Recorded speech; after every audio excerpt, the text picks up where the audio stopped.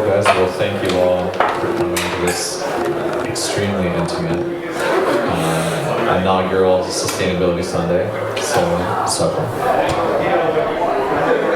I apologize about the delays. We're probably only going to go for about half an hour and then open up to some questions. But I wanted to jump on this opportunity, having Max in town, coming off of the UN meetings and setting the Sustainable Development Goals, and to talk a little bit about the Paris Climate Accord happening in December. But first, I just wanted to somehow explain the process of thought that led me to try to use the restaurant and live stream as some kind of platform to start conversations about sustainability. I had a revelation or moment a few months ago that a few generations from now, and it's just a theory, people will ask me and every one of us about what we did in this time to affect positively or negatively this issue that I think will 50 to 75 years from now probably be very, very impactful on our lives and society in general. And it just occurred to me that I was doing almost next to nothing aside from serving food that maybe had a little bit more planet with a cellular carbon footprint. And I'll talk about that another time. But I just wanted to take this platform to bring in some of the smartest and most accomplished people I know, get a conversation going, and try to get a growing group of people together on Sundays for $10. Also to show that it's possible to serve food to a group of people at a sustainable price point that is actually good for the planet. So Max, do you want to kind of explain a little bit about what you do and kind of your involvement in the upcoming summit? Kick things off. Hello everyone. It's great to be here. Thank you for the invitation, Henry. Beautiful restaurant you have, my first visit. Thank you. So my name's Max, and 10 years ago I started a print magazine called Good, and I still work on that, and a broader effort that we call Good. It's really born out of questions, what is good, and an interest in sort of the same question you have is, given the situation, given the information we have, what can we do? And also making it fun and accessible. And so we started 10 years ago.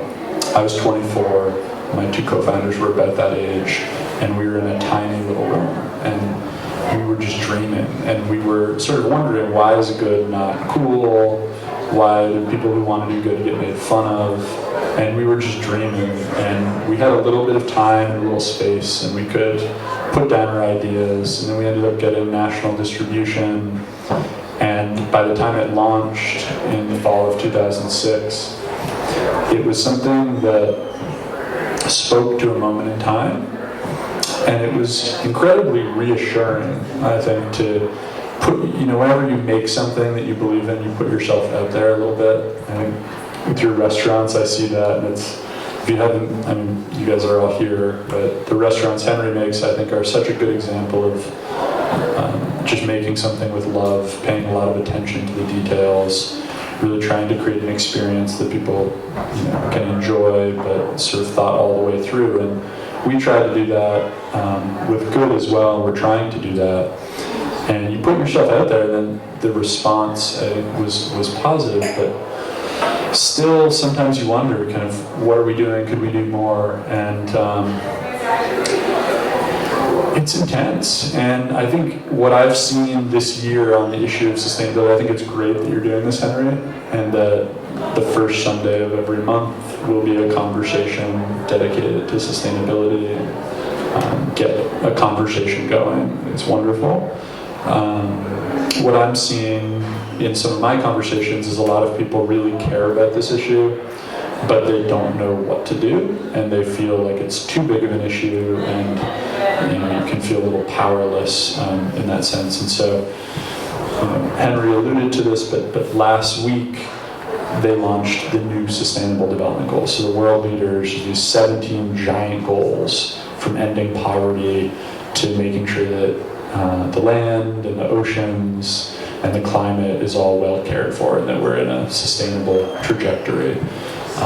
These are huge goals, and I think we're at a turning point where they're going from just being top-down goals to their goals that everybody in every community is responsible for. And so there's a little bit of a shift that's still happening. I think that's one of the questions that I have, is how can we make that shift happen more? How can you feel like you have a sense of connection to these giant goals?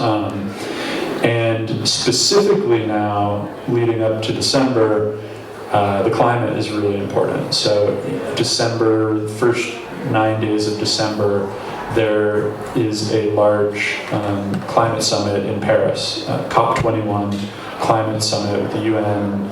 It is a big deal. It's the best chance we have for an agreement that will help put us on a more reasonable trajectory towards dealing with this issue. And yet, just thinking, oh, the leaders are going to deal with this issue, that's not enough. So it's sort of, I'm in favor of an all of the above approach. So we want the best agreement we can possibly have in Paris.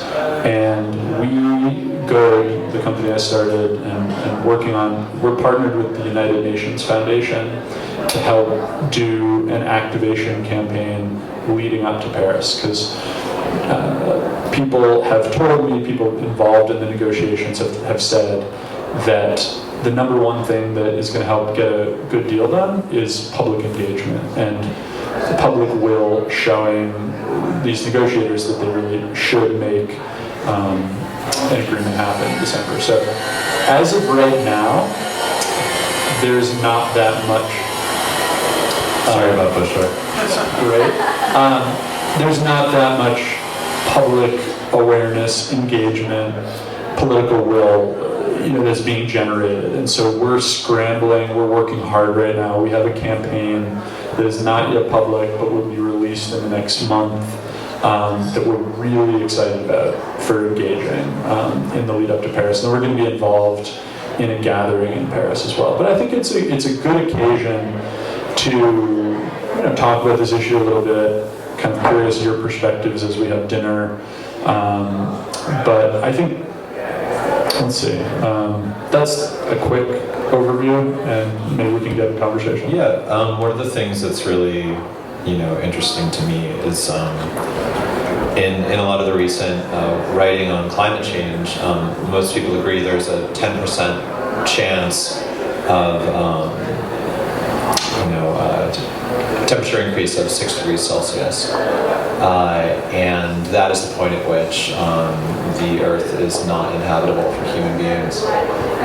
And I think it's just, without judging it, really interesting to think about the fact that that is, a low double-digit probability, and still most of the conversations are about economic issues and kind of quality of life issues, and trying to make sure that all of these renewable solutions are somehow cash flow neutral or positive, when I feel like were it something other than climate change that had a 10% chance of completely wiping out humanity, with other 20-30% chances of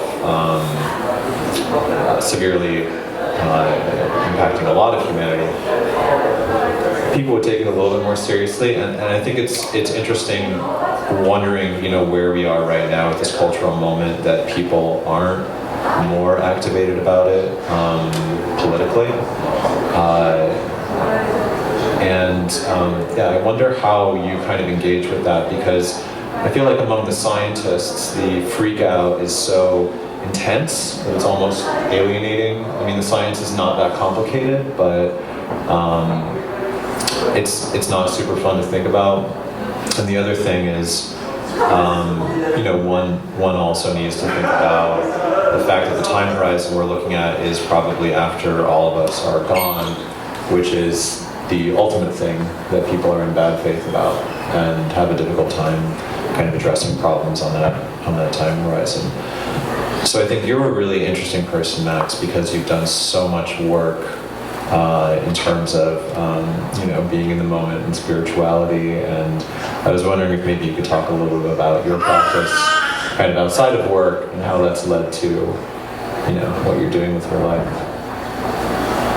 If that's not too intense. I think it's great. So I think we all share on some level a lot of things.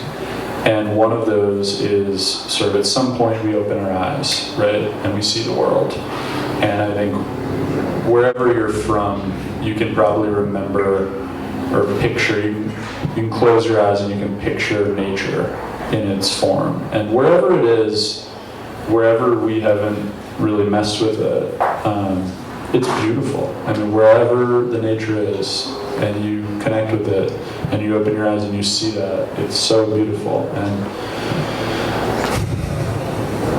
so I grew up in my parents were educators. We grew up very simply, but you could go outside and there was a yard, and then beyond the yard there was a field. And I just think of just being, I can think of being in the grass, I can think of seeing flowers grow up in my mom's garden, I can think of seeing the sky, I can think of seeing the night sky when I was a little kid and just thinking about all the mystery.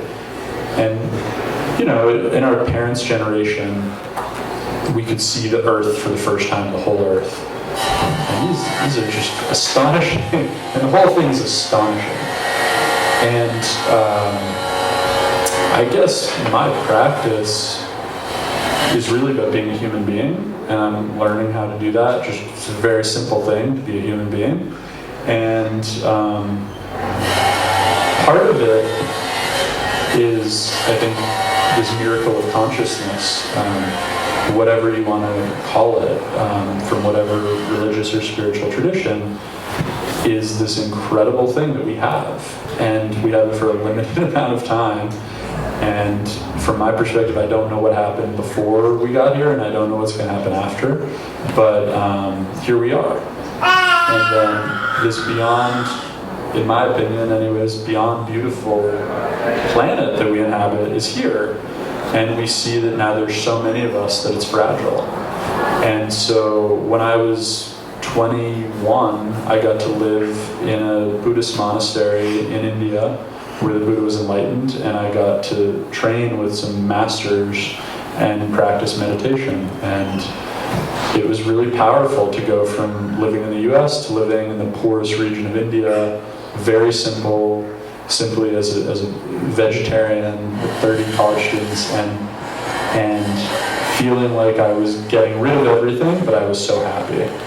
And I don't prescribe anything to anyone. So when Good launched, it was blank like you give a damn. It was, we're not going to tell you what to do, but whatever you care about, do it. But over these last 10, 15 years, I've been sort of going inwards a little bit and trying to figure out what it is, what it means to be alive. And hard to speak eloquently about, but right now, I'm living in this beautiful nature place in Los Angeles that we're developing a meditation center, and it will be a place where people can sort of escape the busy social media world, escape the city, and get quiet with themselves and be present, and go back and engage the world, engage social media. And I think it's an interesting moment that we're in right now, where these two worlds of consciousness or presence or mindfulness or whatever you want to call it, and environmental understanding, they're both now very well scientifically documented. They're very different in some ways. You have this sort of planet level, ecosystem level, universe level, external environment, and you have this, really person by person individual consciousness.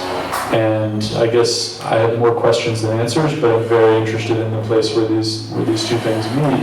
And you take it very seriously in terms of your own 30, 60-day silent retreats, which is kind of what I was just Yeah, I've never done a retreat that long, but I've done several longer retreats and try to maintain a daily practice, although I don't beat myself up if I don't do it, but trying to, this body is very interesting too, trying to understand this body and have a healthy dynamic with this body and these emotions and, so what does it mean? Sometimes I have a sickness of trying to solve all these problems in my head, and I'm like going around, it's like, trying to, do good for society, and it's sometimes if I'm not careful, it's me, and it's in my head. And so some of it is just trying to become more present in my body and then one moment at a time, one relationship at a time. The reason I brought it up is because these two issues of kind of, presence, empathy, and then acceptance of reality, these difficult things like having to change one's behavior, the reality of income inequality, the reality that we're all going to die. These are things that I've made a lot of progress on in my own meditation practice. And I was listening to Tara Brock this morning, who is a Vipassana teacher who has a great podcast, and she was talking about how in the last 15 years, empathy has dropped 40% among college students, which is a weird statistic. It's dropped 40% because people are kind of tuned into, social media and whatever. But it's also interesting that I heard that information listening to a mindfulness podcast, which I certainly wouldn't have done 2 or 3 years ago. So there does seem to be this technological problem with a culture that would kind of catapult itself toward collective suicide, but also potentially some type of solution for broader accessibility of mindfulness. I've also been reading a really interesting book about the economics of climate change, and there's just never been any success in an international agreement that requires nations not to act in a way that is in line with their short-term economic interests. It's basically the prisoner's dilemma, and the issue with it is that there's no solution to it. So the level of empathy and kind of long-term thinking or penalties that would be required, it's just something that has never been accomplished before. There are some really interesting national models of success. Sulfur dioxide has dropped 84% in the last 44 years, and that was a governmental regime, and the majority of that has been in the last 25 years since they installed a cap-and-trade system in 1990, which I didn't know anything about. Other examples of the government taking on larger industries include smoking, soft drinks, but there's always a sense that the government is acting in the national interest of its citizens. Otherwise, the temptation of free ride on someone else's emissions targets or cap and trade scheme, as we have with the EU, is simply electorally impossible to get past so far. And the other thing that really pushed me into trying to get deeper into these issues and have guests is simply the fact that carbon emissions as a percentage of GDP, it's actually gotten worse in the last 15 years. It used to be that carbon was dropping at 1.3% a year relative to GDP growth, and in the last 15 years it's been 0.7. So it's actually, people have done very, very, very little about it that is going to inconvenience them in any way. The article suggested that the only way around addressing this issue might be some kind of club of nations that people want to voluntarily be a part of. But I was wondering if you could talk a little bit about some of the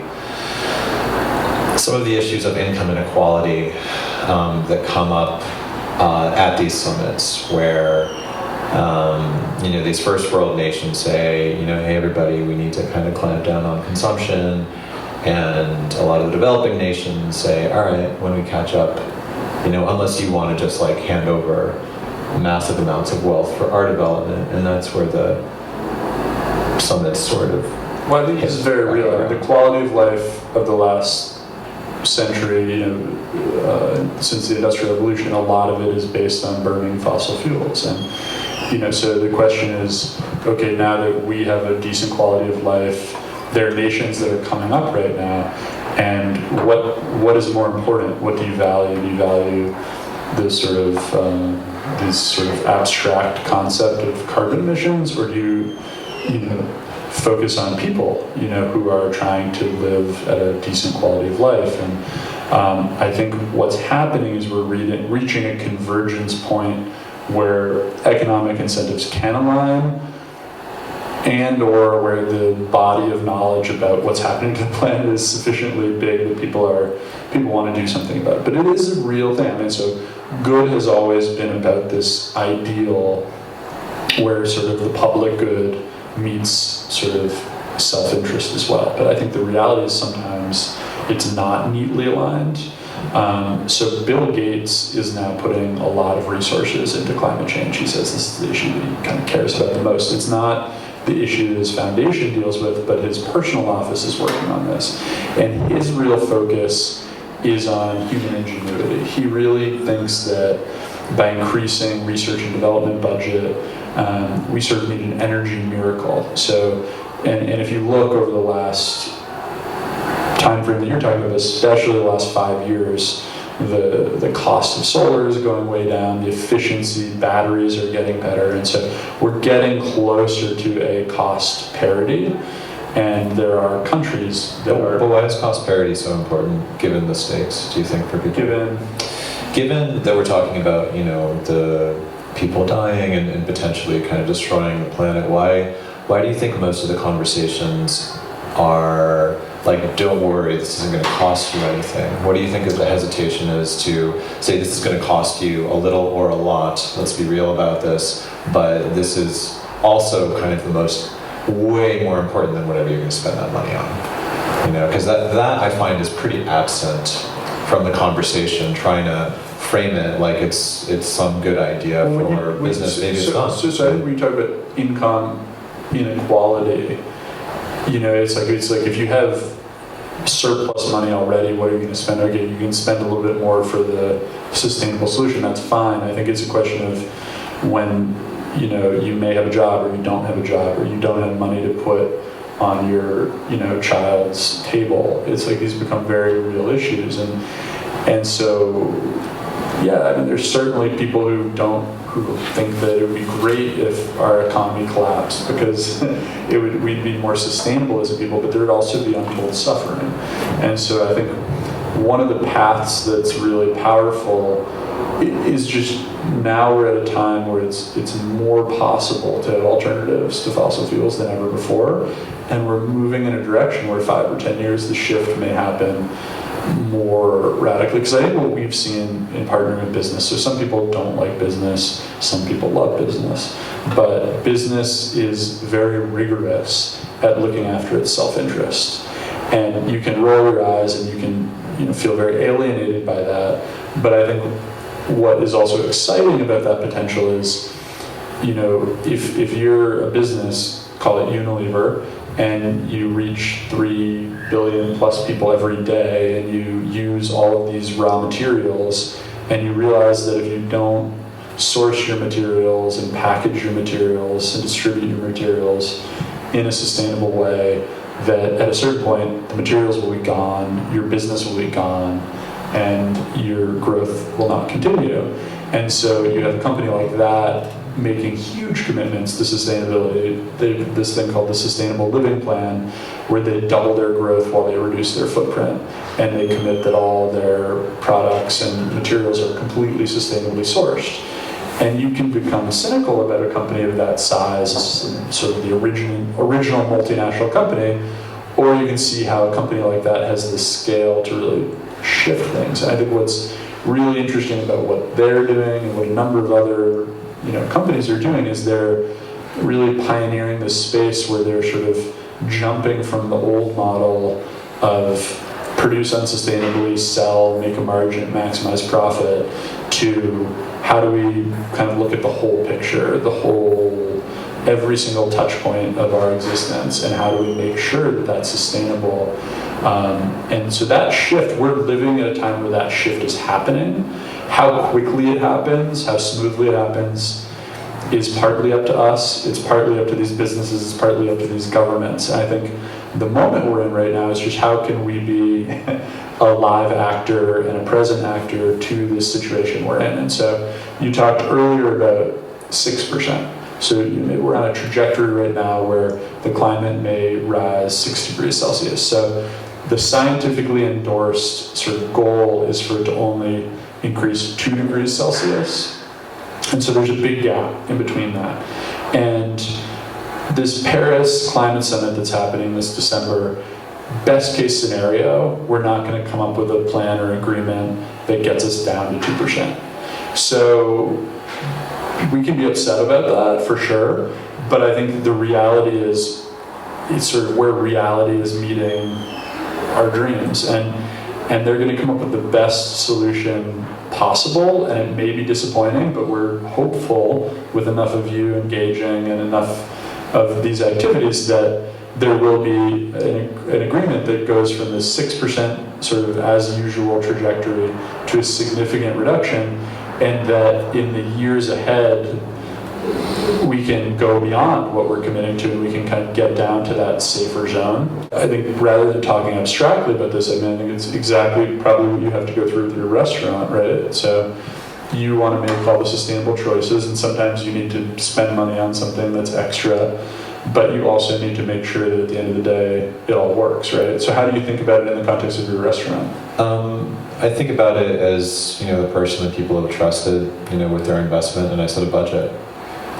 So if it's something like composting or switching to entirely or partially renewable electricity, or installing a more efficient air conditioner, I just set it at a kind of a percentage, and I stop at a certain point, because there is a percentage beyond which, call it like 10-15% of income, I am pursuing personal priorities. I'm in charge of the businesses, but we do have a lot of partners who, I didn't kind of go into it with this commitment to sustainability, so I do what I can, but at a certain point, if the garbage company comes and picks up our recycling and trash and throws it in the back of the same truck, and it gets all crushed up, and I see that 10 times, I'm going to cancel the recycling program and put it into going from partially carbon neutral to fully carbon neutral or something like that. But then I hawk people leaving the door open a lot more, which is probably good.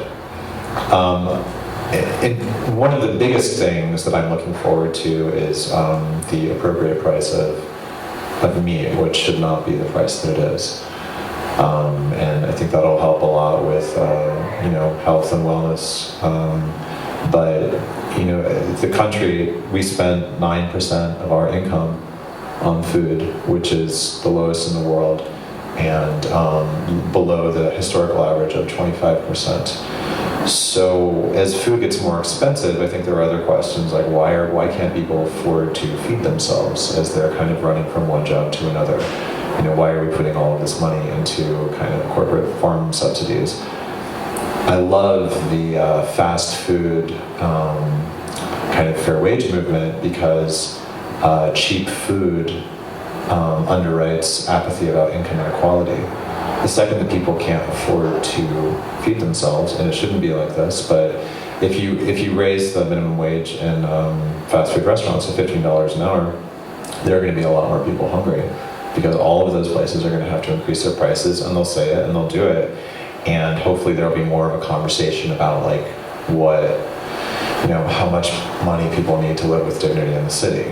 But that's a conversation that I would love to have, and bring everyone up to $15 an hour. I don't have that wage for my restaurants, because to be totally honest, environmental issues are more of a priority for me than paying everyone $15 an hour. So I would love to be legally obliged to do it. And then there's more of a kind of even playing field, and I can keep, all of my progressive causes in mind. One of the things that I think is really interesting about standing in the way of a solution is simply uncertainty.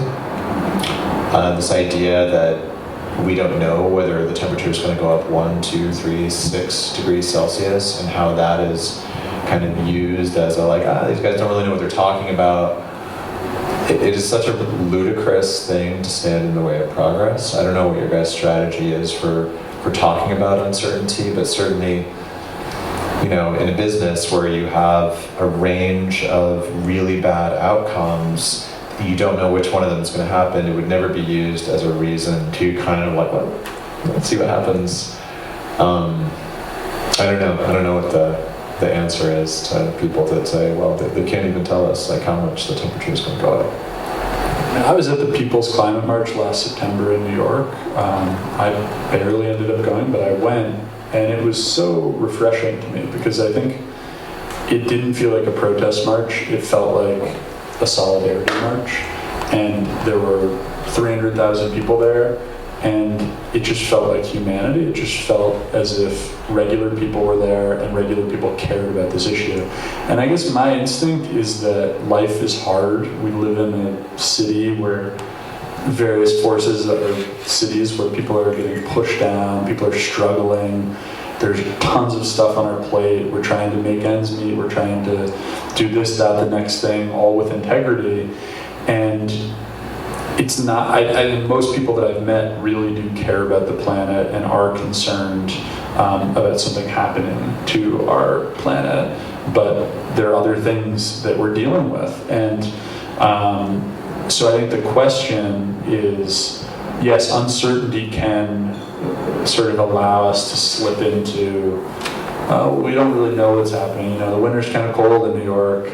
Maybe if it's 2 degrees warmer, 5 degrees warmer, it would be okay. I think these storms that are hitting are one thing that are concerning. I think, it's just with the NASA scientist who is very concerned. And I think when you hear these very serious scientists who are concerned at how these natural cycles are being, altered, perhaps forever, it hits home, and I think people have heard all of this enough. So the question is, do people become numb to it, or what do people do? And so I think that later this month, November, early December, there's a big opportunity for people to raise their voices. It'll be interesting.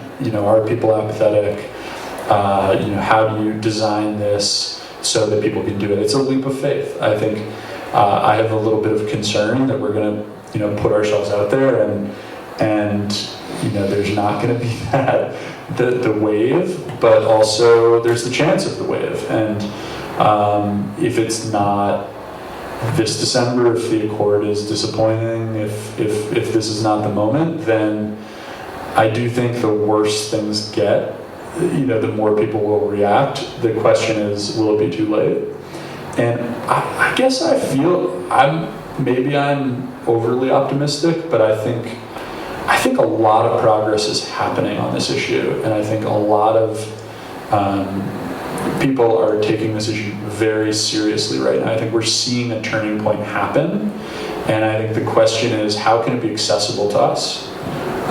And I think that's up to all of us to figure out. I think you're doing this conversation here at your restaurant once a month, and you're going to make sure that some people are engaging around this, and we are doing something over the next 3 months. So I think it's a question for everyone as what is something small, That, how can we make sure that we, maybe we don't need to do it for everybody, but in the realm that we occupy in this world, what can we do? What is a reasonable thing to do? And I think this beginning of the dinner series is a wonderful step. So I have a show and tell item that is sort of winds some of the things that we're talking about. So I was recently in Montana, and I was at a lovely gathering in Montana, and afterwards went to Yellowstone National Park, which, man, if you haven't been there, it is beautiful. It's just another reminder what this world is, and wow, it's incredible. When you go to Artist Point and you look down at the waterfalls, it is just something to behold. And while we were there on Artist Point, my friend, who's a filmmaker, was kind of up to something. I didn't really know what he was doing. And he doesn't meditate, but he's sort of a present person. He cares a lot about the environment. And he was whittling me a little miniature wooden spoon. And so I had the wooden spoon that he gave me. And he gave it to me, and it was so touching. It was a sort of the smallest possible gesture, but he put his attention, he found a piece of wood in Yellowstone, he spent some time with his knife, and he fashioned this little spoon. And, I don't think that I'll be eating meals with it, but here you can take a look at this. But just seeing it, and he said afterwards, I don't meditate, but I like to, whittle when I want to sort of have one pointed focus and be present. It helps me kind of get back into the moment. So that was his approach. I think you can fit like 2 lentils in here. And it's not even eating, but for me, it's just a reminder. If I see it, if I think about it. And then of course, so this is I don't really care that much about objects, although I like them, and I enjoy experiences, and I enjoy nice things and all this, but this went from being something I had never even thought about, having this miniature wooden spoon, to being one of my favorite objects. And then I thought I lost it, because this is a really easy thing to lose, actually. And I was really concerned, actually, that I thought I lost it, so I found it. But anyhow, this is a little thing I would like to pass it around so people can see the miniature ones. And that might be a segue to eating. Yeah, that may be a segue to kind of like wrapping this up. There was 2 pieces of information in this article that I thought were worth sharing today.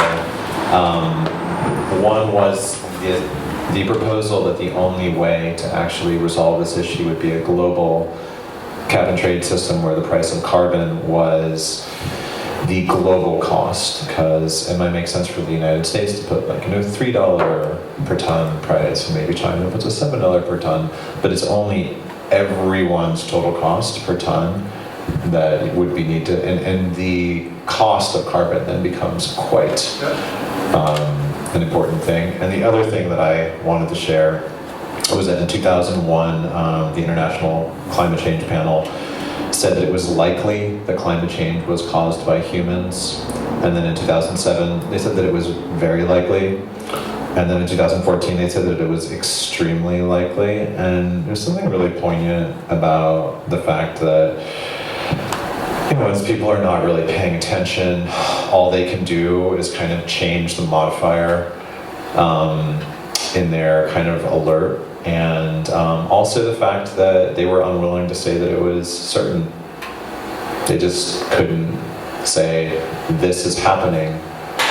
They just had to say, guys, we're at 99%. And I think there's something about the entire approach that I don't want to say is cowardly, but there seems to be a lot of bad faith, even among the experts trying to bridge this reality gap where I think there doesn't need to be a more militant approach, but I think a slightly more honest approach about what it is that we're talking about when we talk about, a 3, 4, 6 degree temperature rise 100 years from now, because it is the most alarming thing. And the other thing that I just kind of wanted to end on is, in terms of total catastrophes, financial cycles, horrific world wars that we kind of sleepwalk into, there's always kind of a cycle. And I can't think of anything else like this other than maybe technology, where it's just going, and there's going to be a moment where, you know, one goes over the cliff and there's no second act. And I think that was kind of my motivation to, you know, without a whole lot of preparation and certainly without a whole lot of publicity, and thank you guys so much for coming. But that was my motivation for getting you here before your flight to, where is it tonight?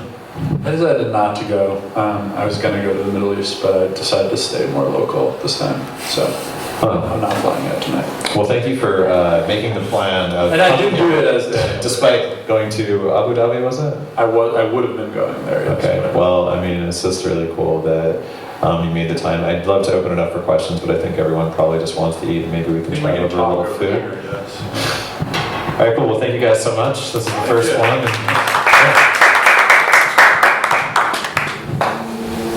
All right, let's eat.